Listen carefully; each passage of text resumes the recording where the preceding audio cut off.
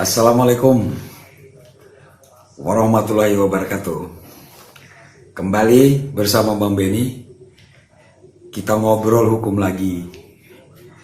Ya, kita tetap belajar ya, supaya kita terhindar dari kesewenang-wenangan dan juga tidak berbuat sewenang-wenang. Rekan-rekan, saya ingatkan kembali bahwa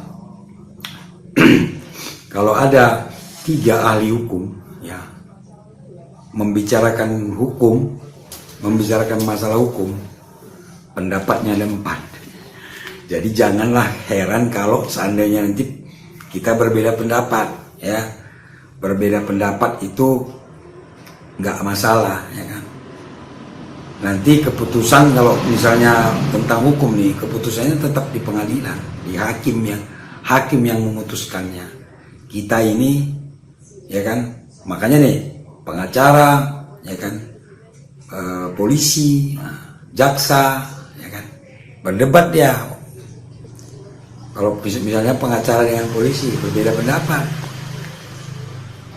polisi berpendapat begini, pengacara yang membela kliennya berpendapat demikian. Begitu juga nanti di persidangan, jaksa pengacara berbeda pendapatnya ya kan. Sama-sama benar mungkin ya, tapi keputusannya tetap di tangan hakim. Jadi dalam hukum ya, berbeda pendapat tidak ada masalah.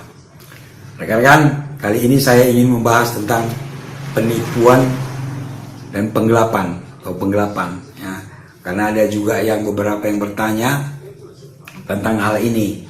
Jadi akan saya coba berceloteh lah kira-kira seperti itu. Penipuan dan penggelapan ini merupakan tindak pidana yang diatur di dalam kitab undang-undang hukum pidana ya kan. Meskipun terlihat mirip ya, namun sebenarnya keduanya itu berbeda ya kan. Tindak pidana penipuan diatur dalam pasal 378 KUHP, lalu tindak pidana penggelapan diatur dalam pasal 372. Lalu motifnya juga berbeda rekan-rekan ya.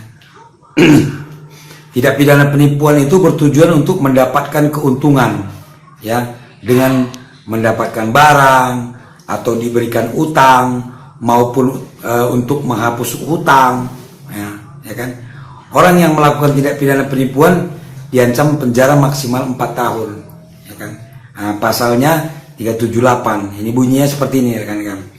Barang siapa dengan maksud untuk menguntungkan diri sendiri atau orang lain secara melawan hukum ya, dengan memakai nama palsu atau martabat palsu ya rekan-rekan, dengan tipu muslihat ataupun rangkaian kebohongan untuk menggerakkan orang lain untuk menyerahkan barang sesuatu kepadanya atau supaya memberi utang ya, maupun menghapuskan piutang, diancam karena penipuan dengan pidana penjara paling lama 4 tahun.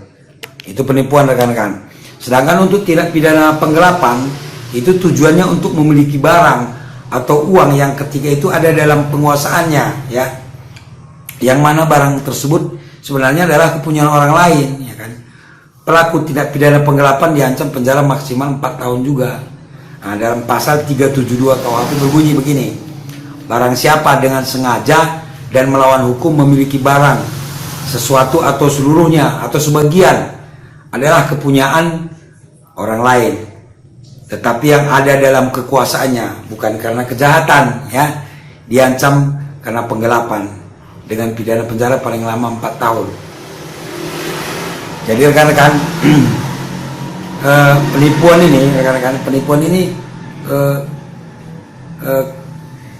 tipis-tipis saja dia dengan tidak pidana penipuan ya, tipis-tipis saja dia dengan perdata ya kan.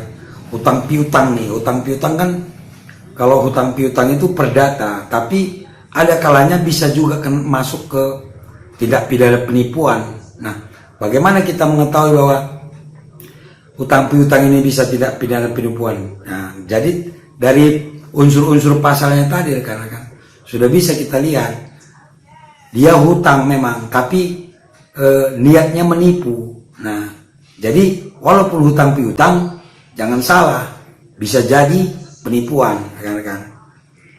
Jadi kalau rekan-rekan misalnya mengalami hal seperti itu, hati-hati.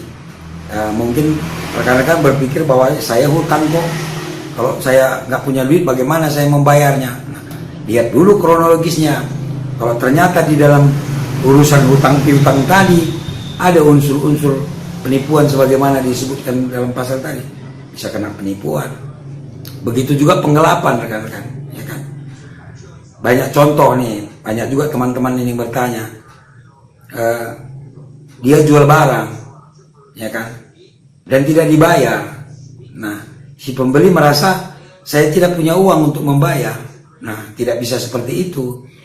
Kalau ternyata memenuhi unsur sebagaimana diatur dalam pasal 372 tadi, penggelapan dia. Pembeli tadi bisa jadi penggelapan. Contohnya, saya menjual barang kepada si A, lalu si A menjual barang lagi kepada si B. Nah, ketika saya tagih ke si A mengatakan tidak punya uang. Sementara barang yang saya kasih sudah dijual, uangnya sudah diterima. Dia bisa kena penggelapan, rekan-rekan. Jadi hati-hati kita pembeli juga, jangan sampai kita nggak membayar barang yang kita beli dengan alasan bahwa saya tidak punya uang. Nah, inilah dia rekan-rekan. Kita tetap hati-hati walaupun namanya jual beli ataupun hutang piutang bisa jadi masuk tindak pidana, rekan-rekan. Hati-hati.